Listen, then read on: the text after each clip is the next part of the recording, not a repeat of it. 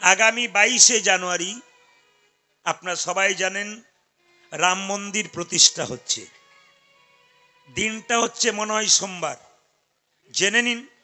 জেনে নিন আপনারা দুপুর 12টার মধ্যে হচ্ছে।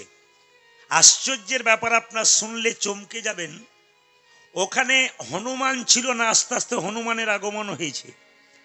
এক ধরনের পাখি আসতে শুরু করেছে, যে পাখিগুলো প্রায় বিলুপ্ত, দেখা যায় না, সেগুলো আবার আসতে শুরু করেছে। পণ্ডিতগণ বলছেন যে জটায়ুর পরবর্তী বংশধর এখানে ছুটে আসছে, ওনারা আন্দাজ করছেন। এই জন্য আপনাদের কাছে নিবেদন রইল, কিছু ভালুকের আগমন হয়েছে। আশ্চর্যের ব্যাপার, ওখানে যেদিন প্রতিষ্ঠা হবে একটা ধূপকাঠি তৈরি করা হচ্ছে 108 ফুট। ওই ধূপকাঠিটা 45 দিন ধরে জ্বলবে। ওই ধূপকাঠিতে 300 কেজি গোবর লেগেছে, উপকরণ লেগেছে। আশ্চর্যের ব্যাপার, যিনি তৈরি করেছেন তার বাড়ি হচ্ছে রাজস্থান, তার নাম হচ্ছে গোপালক বিহভাই। তিনি কিন্তু এটা তৈরি করেছেন। 1800 কিলোমিটার প্রোটোকল নিয়ম মেনে কিন্তু নিয়ে আসবে একটা রথে সুসজ্জিত করে সেই ধূপকাঠিটাকে। ওখানে যে ঘন্টা টাঙানো হবে 108টা, কেউ কেউ বলে 44টা দরজা হচ্ছে, কেউ কেউ বলে 46টা দরজা হচ্ছে। এবং সেই দরজার মধ্য গর্ভের দরজাটা একবারে সোনা দিয়ে তৈরি। একটা সুন্দর জিনিস তৈরি হতে চলেছে। ভগবান রাম আবার আসছেন। আপনাদের কাছে নিবেদন রইল, প্রত্যেকটা ধর্মকে সম্মান দিলাম, কোনো ধর্মকে ছোট নয়, কোনো ধর্মকে বড় নয়। যারা মহাজন মানুষ হয় তার ধর্মর কথা সবসময় সমান বলে, ধর্ম কোনদিন খারাপ কথা বলে না। তা আপনাদের কাছে নিবেদন রইল, স্বয়ং মহাপ্রভু যিনি আমাদের কলিজীবের দ্বারে হরিনাম দিয়েছিলেন, নিতাই গৌর আশ্রম বলে নিতাই চাঁদকে দেখে মহাপ্রভু বলেছিলেন, দাদা জীবের দ্বারে হরিনাম দাও। কিভাবে দেব? নয়নে দেখিবে যারে, কৃষ্ণ নামে দেবে তারে। দাদা ও দাদা, আমি বলছি চোখে যাকে দেখবে তাকে হরিনাম দেবে। নয়নে দেখিবে যারে, হরি নামে দেবে তারে। সাবধান, যেন জাতির বিচার করো না দাদা, জাতির বিচার করো না দাদা। যারে দেখিবে নামে দেবে, জাতির বিচার করো না দাদা। তুমি যারে দেখিবে নামে দেবে, জাতির বিচার করো না দাদা। আচ্ছা, ধ্যান সাঙ্গামা হয়ে গেলে এখানে কিন্তু একটা বাঁশের বেড়া দিত তো কমিটিকে, একদিকে নারী একদিকে পুরুষ। তারা জায়গা নিতে গেলে কেউ বসলে, কিন্তু দেখবেন হরিনাম হচ্ছে নারী পুরুষের কোনো ব্যাপার নাই, কামের ব্যাপার নয় তো, প্রেমের ব্যাপার। জায়গা না থাকলে টেনে টেনে বসা, এটা হচ্ছে প্রেম। এটা কে করেছে? একমাত্র মহাপ্রভু করেছে। নিতাই চাঁদ বলল, যদি কেউ হরিনাম না নেয় তখন কি করব দাদা? এই তখন কি করব ভাই? নিতাই চাঁদ বলছে, যদি কেউ হরিনাম না নেয়, প্রথমে ধরিবে হাতে, যদি না চাই নাম। আহা, প্রথমে ধরিবে হাতে, যদি না চাই নাম নিতে।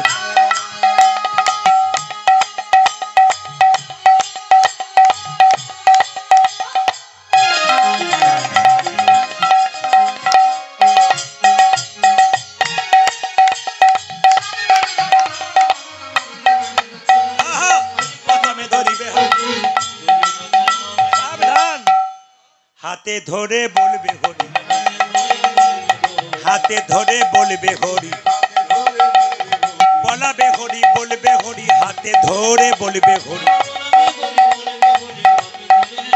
হ্যাঁ, বলাবে হরি, বলবে হরি, হাতে ধরে বলবে হরি। মেনে নিলাম। হাতে ধরার পর যদি কেউ হরিনাম না নেয় তখন কি করব? শেষ উপায়, পাছে তারও লোটাইবে পাই। ও দাদা,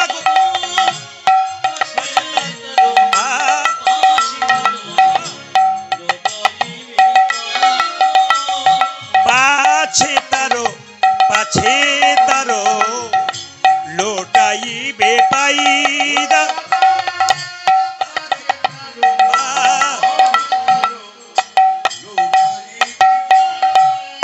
বলি পাইয়ে ধরে বলিবে হরি,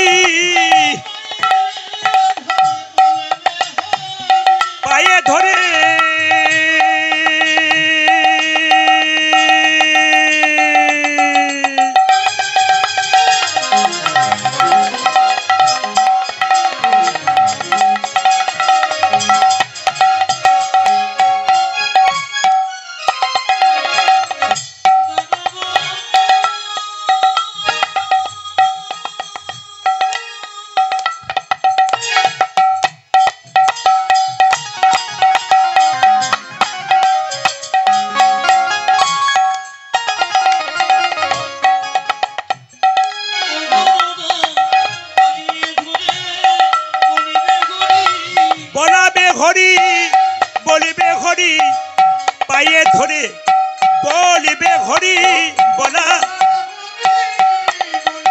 ও যে পায়ে ধরে নিতাই গৌর হরি হরি বল ও যে পায়ে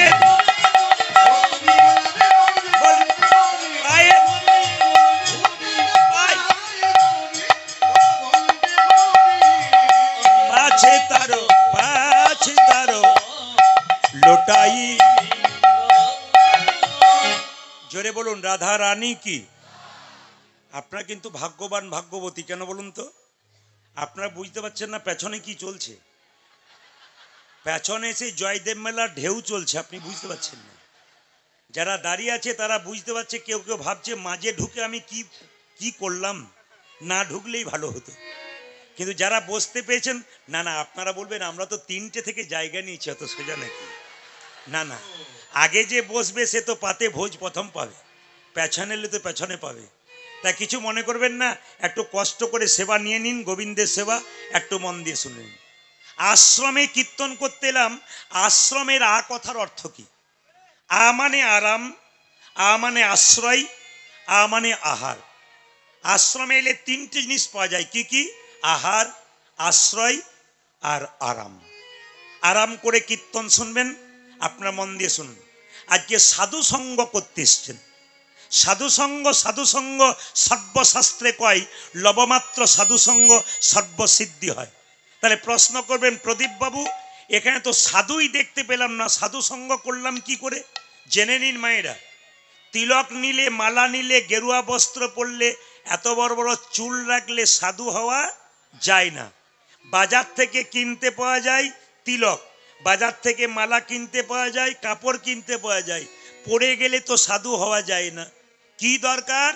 সাধন বলে যে ইন্দ্রিয়কে জয় করতে পেরেছেন তিনি সাধু। একজন মাস্টারমশাই হতে পারে, একজন টোটো চালক হতে পারে, একজন সামান্য চাষি মানুষ হতে পারে, আপনি হতে পারেন, আমিও হতে পারি। যদি ভেতরটা সৎ থাকে তবে তিনি সাধু। এবার আপনারা যে কীর্তন শুনতে এসছেন, অনেকেই সৎ আছেন, বহু মানুষ যাদের পাশে আপনারা বসেছেন কীর্তন শুনতে। সাধু সঙ্গ করলে কি হয়? ভগবান নারদ ভগবানকে জিজ্ঞেস করলো, প্রভু সাধু সঙ্গ করলে কি হয়? ভগবান বলছে, নারদ তুমি এখান থেকে 200 হাত দূরে যাও, যাকে প্রথম দেখবে তাকে জিজ্ঞেস করবে সাধু সঙ্গ করলে কি হয়। তো 200 হাত দূরে গেছে, কাউকে দেখতে পায় নাই, দেখতে পেয়েছে একটা গোবরে পোকা। ওকে জিজ্ঞেস করলো, হ্যাঁ রে গোবরে পোকা, সাধু সঙ্গ করলে কি হয়? গোবরে পোকাটা মরে গেল। হঠাৎ নারদ মুনি এসে বলছে, প্রভু এই তোমার সাধু সঙ্গ, যাকে জিজ্ঞেস করলাম সে বেটা তো মরে গেল। ভগবান বলছে, এখান থেকে 2 কিলোমিটার দূরে যাও, যাকে প্রথম দেখবে তাকে জিজ্ঞেস করবে সাধু সঙ্গ করলে কি হয়। 2 কিলোমিটার দূরে গেছে, কাউকে দেখতে পায় নাই, দেখতে পেলো গাছের গর্তের মধ্যে একটা পাখির বাচ্চা মুখ বাড়াচ্ছে। জিজ্ঞেস, এ পাখির বাচ্চা, সাধু সঙ্গ করলে কি হয়? সঙ্গে সঙ্গে বাচ্চাটা মরে গেল। নারদ এসে বলল, প্রভু এই তোমার সাধু সঙ্গ, যাকে জিজ্ঞেস করলাম সে বেটা মরে যাচ্ছে, আমি তো পাপী হয়ে যাচ্ছি। ভগবান বলছে, নারদ আর 4 কিলোমিটার দূরে যাও, যাকে প্রথম দেখবে তাকে জিজ্ঞেস করবে সাধু সঙ্গ করলে কি হয়। 4 কিলোমিটার দূরে গেছে, কাউকে দেখতে পাই নাই, দেখতে পেলে একটা গাভীর বাচ্চা মানে বাছুর ঘাস খাচ্ছিল। ওকে জিজ্ঞেস করছে, বাছুর সাধু সঙ্গ করলে কি হয়? বাছুরটা মরে গেল। নারদ এসে বলছে, প্রভু এই আমি কান মুনলাম, নাক মুনলাম, আমি আর তোমার কথাই যাব না। ভগবান বলছে, নারদ আর একবার যাও। বলে কোথায়? এখান থেকে 10 কিলোমিটার দূরে, চণ্ডীগড় থেকে 10 কিলোমিটার দূরে একটা জঙ্গল আছে। ওই জঙ্গলে একটা রাজার বাড়ি আছে। রাজার 15 বছর পর একটা ছেলে হয়েছে, তাকে জিজ্ঞেস করেছো সাধু সঙ্গ করলে কি হয়। নারদ বলছে, আমাকে বোকা পেয়ে গেছো তুমি। বলে কেন? পাখির বাচ্চাটার মা ছিল না, বাচ্চা মরে গেলে মা ছেড়ে দেবে? একবার ঠুকরে দিত আমার মাথায়। গাভীর বাচ্চাটার মা ছিল না, পেটে শিংটা ঢুকিয়ে দিত। রাজার 15 বছর পরে ছেলে হয়েছে, এখন যদি জিজ্ঞেস করি সাধু সঙ্গ করলে কি হয়, আর বেটা যদি মরে যায় তাহলে রাজা আমাকে ছেড়ে কথা কইবে, আমি যাবই না। ভগবান বলছে, নারদ রাখে হরি তো, আপনারাই বলুন রাখে হরি তো। অনেকে চুপচাপ আছে, বলে না বলাটাই ভালো, চুপ থাকাটাই ভালো। রাখে হরি তো, আর মারে হরি তো। রাখে LIC, রাখে না? জীবন কা বাদ ভি জীবন কা সাথ ভি। না না, যারা করেন LIC লোগোতে দেখবেন লেখা আছে, এরকম একটা চিহ্ন আছে, আছে না? জীবন কা বাদ ভি জীবন কা সাধ্বী জগক্ষেম বাহাম মাহাম লেখা আছে। কিন্তু আপনাদের কাছে নিবেদন রইল বাবা, ঈশ্বর যা করে তা। নারদ মুনি বলছে তোমার কথাই যাব, কিন্তু বিশ্বাস লাগছে না। বলছে তুমি আমার নাম করতে করতে চলে যাও, তোমার চিন্তা নাই, মরার ভয় নাই, তুমি যাও। নারদ যাচ্ছে বিনাটি নিয়ে, কার কাছে? রাজার কাছে, 10 কিলোমিটার দূরে। আচ্ছা মায়েরা, নারদকে চেনেন? জোরে বলবেন, চেনেন? এমন ভাবে বলছেন যে আপনাদের পাড়ার লোক বোধ হয়। আমি ওই নারদের কথা বলি নাই, যে নারদ আমার আর আপনার কথা লাগিয়ে ঝগড়া লাগিয়ে দেয়। আমি সেই নারদের কথা বললাম যে ভক্তার ভগবানের মধ্যে মিলন ঘটিয়ে দেয়, আমি সেই নারদের কথা বললাম। সেই নারদ বিনাটি বাজিয়ে চললো কোথায়? রাজার বাড়ি। রাজার ছেলে হয়েছে। তিমির বিদারি অলক বিহারী, নামের বর্ণে বর্ণে শোধা ঝরে। উলধ্বনি। তিমির বিদারি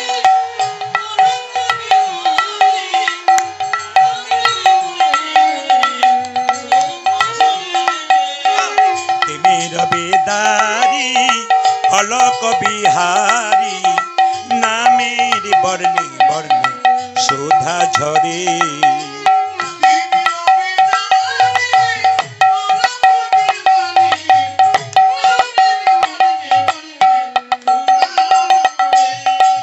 দয়াল শিরোমণি করুণার খনি তুমি,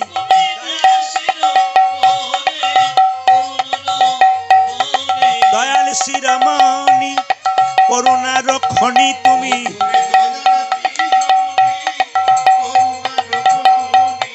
তব পদাশিস দাও কৃপা করে, নামের বর্ণে বর্ণে শোধা ঝরে। উলধ্বনি।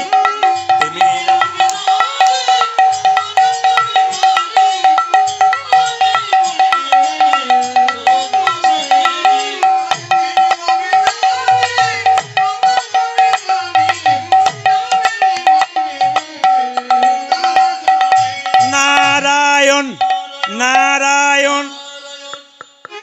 নারদকে দেখে রাজা বলছে, এদিকে আমার কি ভাগ্য ভালো আপনি এসেছেন। নারদের তখন পা গুলো কাঁপছে। রাজা জিজ্ঞেস করছে, মুনিবর তোমার পা কাঁপে কেন? বলে পরে বলবো, এখন জিজ্ঞেস করছি তোমার নাকি একটি ছেলে হয়েছে। রাজা বলছে একটা ছেলে 15 বছর পরে হলো, আমার কত ভাগ্য ভালো। নারদ তখন বলছে আপনার ছেলেকে একটি প্রশ্ন জিজ্ঞেস করতাম। তখন রাজা বলছে একটা মানে তুমি 10টা করতে পারো। নারদ তখন বলছে যে বাড়িতে প্রশ্ন করব তার পেছন দিকে দরজা আছে তো? কিছু বুঝেছেন আপনারা? টোনটা কমে গেল, টোনটা কমে গেল। যে বাড়িতে প্রশ্ন করব তার পেছন দিকে দরজা আছে তো? রাজা বলেছে একটা মানে 10টা আছে। নারদ ভাবছে তাহলে বাঁচার উপায়ও আছে। এখন নারদ কি করেছে মা, দরজার বাইরে পা দিয়েছে একটা, ভেতরে একটা। এ খোকা, সাধু সঙ্গ করলে কি? নারদ ভাবছে বেটা মরে গেল না ভূত হয়ে বলছে। ছেলে বলল শোনো নারদ মুনি, সাধু সঙ্গ করলে কি হয়? প্রথমে ছিলাম আমি একটা গোবরে পোকা, তোমার মতো সাধু সঙ্গ করে হলাম আমি পাখির বাচ্চা। মানে উন্নতি হচ্ছে জীবনের, পোকা থেকে পাখির বাচ্চা। তারপর তোমার মতো সাধু সঙ্গ করে পাখির বাচ্চা থেকে হলাম আমি গাভীর বাচ্চা। তারপর তোমার মতো সাধু সঙ্গ করে আমি হলাম গাভীর বাচ্চা থেকে রাজার ঘরের বাচ্চা। এই জগতে যারা হরি কথা শোনে, কৃষ্ণ কথা শোনে, যারা সাধু সঙ্গ করে, তারা যেমন তেমন ঘরের সন্তান হয় না, পৃথিবীর রাজা ভগবান শ্রীকৃষ্ণের সন্তান হয়ে যায়। মেয়েরা আসুন, আজকে মহাপ্রভু একটা দামি কথা বলেছেন। মহাপ্রভু একটা দামি কথা বলেছেন, মন দিয়ে শুনুন। 10-5 সবে মিলে দাঁড়িতে বসিয়া, মনিটর বাড়াও, কীর্তন করো সবে হাতে তালি দিয়া। সবাই মিলে হাতে তালি দিয়ে মহাপ্রভু বাণী, কিন্তু চৈতন্য চরিতামৃত পড়বেন। মহাপ্রভু বলছেন কি, 10-5 সবে মিলে দাঁড়িতে বসিয়া কীর্তন করো সবে হাতে তালি দিয়া। আজকে কত ভাগ্য ভালো, নিতাই গৌড়ে আশ্রমে আপনারা কীর্তন করতে পারছেন স্বয়ং ভগবানের কাছে। এর চাইতে ভাগ্য আর হতে পারে? তাহলে যার হাত আছে তিনি তালি দেবেন, যার নাই তার দেবার দরকার নাই। হাত তুলুন, সবাই মিলে হাত তুলুন একসঙ্গে। আমি বলবো তারপর হরি হরয় নাম কৃষ্ণ যাদবায় নাম, তালি। হরয় নাম কৃষ্ণ যাদবায়, যাদবায় মাধবায় কেশবায় নম,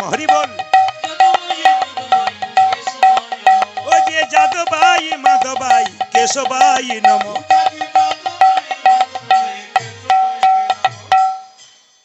আমাদের সবচাইতে বড় ধন কি বলুন তো? আবার এই ভাবটা বেশি হয়ে গেল ভাই। জয় নিতাই। সবচাইতে বড় ধন কি বলুন তো? দেখবেন যে জায়গা পাচ্ছে না কোনো রকম সরছে, সে মোবাইলটাকে যত্ন করেছে আর পায়ের চটি দুটোকে দেখবেন ছাড়ে নাই। দেখে নেবেন সব জায়গাতে এরকম করে সবাইকে দেখে দেখে পায়ের চটি দুটোকে নিয়ে নিয়ে যাচ্ছে। মানে এটা ছাড়লে হবে না আর কি। সবাই মিলে হাত তুলুন। হরিহরায় নমঃ কৃষ্ণ যাদবায় নমঃ যাদবায় মাধবায় কেশবায় নমঃ। ও যে যাদবায় মাধবায় কেশবায় নমঃ। ও যে গোপাল গোবিন্দ রাম শ্রী মধুসূদন গোপাল গোবিন্দ গোপাল গোবিন্দ রাম শ্রী মধুসূদন। ও যে গিরিধারী গোপীনাথী মদন মোহন। ও যে গিরিধারী গোপীনাথী মদন মোহন। এই দেখুন মহাপ্রভু হাতটা দেখুন গিয়ে, নামানো নেই কিন্তু এরকম করে তোলা আছে। আমাদের প্রথমে আপনাদের আসলে সব কিছু ভালো লাগলে একটা জিনিস খারাপ লাগলো, বলবো না বাদ দিয়ে দেবো না, বলবো না যদি আর কোনো দিয়ে আবার না ডাকে বলেই যায়। আমি তো না বলে যাবই না। আপনার সবাই কি সুন্দর তালি দিচ্ছেন, হরি হরয়ে নম কৃষ্ণ যাদবাই নম। দু চারজন হরি হরয়ে নম কৃষ্ণ যাদবাই নম যাদবাই মাধবাই কেশব। এদের জন্য আমার খুব ভালো লাগছে। আমি কিন্তু যাকে দেখতে পেয়েছি তিনি কিন্তু হাত নামিয়ে দিয়ে আবার, মানে উনি বুঝতে পেরে গেছেন যে আমাকেই বলছি, আর উনি বুঝছেন বেটা আমাকেই টার্গেট করেছে। না না, তোমাকে করিনি, তোমার মতো দু চারজন আছে আরো পার্টি। তবে যারা হাত তালি দিচ্ছে না তারা মনে মনে ভাবছে যারা দিচ্ছে তাদের আগে কি হয় দেখি তারপর দেবো। যখন দেখতে যাবেন তখন তো ট্রেন পেরিয়ে যাবে। হাততালি দিয়ে হরি হরয়ে নমঃ কৃষ্ণ যাদবায় নমঃ। হরি বল। যে যাদবায় মাধবায় কেশবায় নমঃ। হরি বল। ও যে যাদবায় মাধবায় কেশবায় নমঃ। ও যে গোপাল গোবিন্দ রাম শ্রী মধুসূদন গোপাল গোবিন্দ রাম শ্রী মধুসূদন। ও যে গিরিধারী গোপীনাথী মদন মোহন। ও যে গিরিধারী গোপীনাথী মদন মোহন। এদেরটা নেব না, আপনাদেরটা নেব বলে আপনারা এত জোরে বলবেন যেন ওই পাশের গানটার নাম আমার ঠিক মনে পড়ছে না, ওই পর্যন্ত যায়। ওই জলধরপুর না কি একটা আছে না, জলেশ্বর জলেশ্বর, ওই জলেশ্বর পর্যন্ত যেন যায়। জোরে বলুন একবার আমার সঙ্গে, হরে কৃষ্ণ। জোরে হরে কৃষ্ণ কৃষ্ণ কৃষ্ণ হরে রাম। জোরে বাহ, জোরে হরে কৃষ্ণ উচ্চস্বরে। বাহ, খুব দারুণ দারুণ সুন্দর। আপনারা লক্ষ্য করেন না ক্যামেরাম্যান কিন্তু ঘোরাচ্ছে আপনাদের হাতগুলো কেমন তুলছেন। দু চার দিন পরেও যখন ক্যামেরাতে ছাড়বে আপনি যে হাত তুলেছেন আপনার হাতগুলো কিন্তু দেখতে পাবেন তুলেছেন। আর যদি কেউ না তোলেন, দিদি আমি তুলি নাই, আমার উঠে নাই গো, এটা যেন বলতে না হয়। সবাই মিলে হাত তুলেন যেন সবার হাত দেখা যায়। ও কিন্তু ক্যামেরা ঘোরাচ্ছে, ঘোরাও বাবু একসঙ্গে। হরে কৃষ্ণ। জোরে হরে কৃষ্ণ। বাহ, কৃষ্ণ কৃষ্ণ। দারুণ। হরে রাম। সুন্দর। হরে রাম। বাহ, জোরে হরে কৃষ্ণ। আরো জোরে হরে কৃষ্ণ। বাহ, কৃষ্ণ কৃষ্ণ। দারুণ, বহুত আচ্ছা। বাহ, আরো জোরে হরে কৃষ্ণ। বাহ, হরে কৃষ্ণ কৃষ্ণ কৃষ্ণ। সুন্দর, দারুণ, বাহ। শেষবার হরে কৃষ্ণ, শেষবার। দারুণ।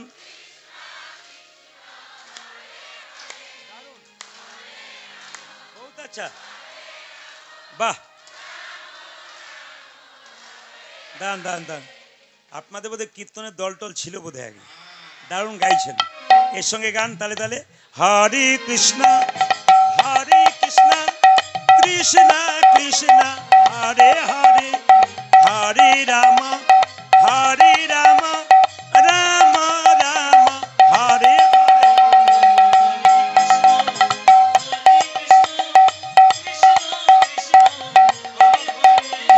হরে রাম হরে রাম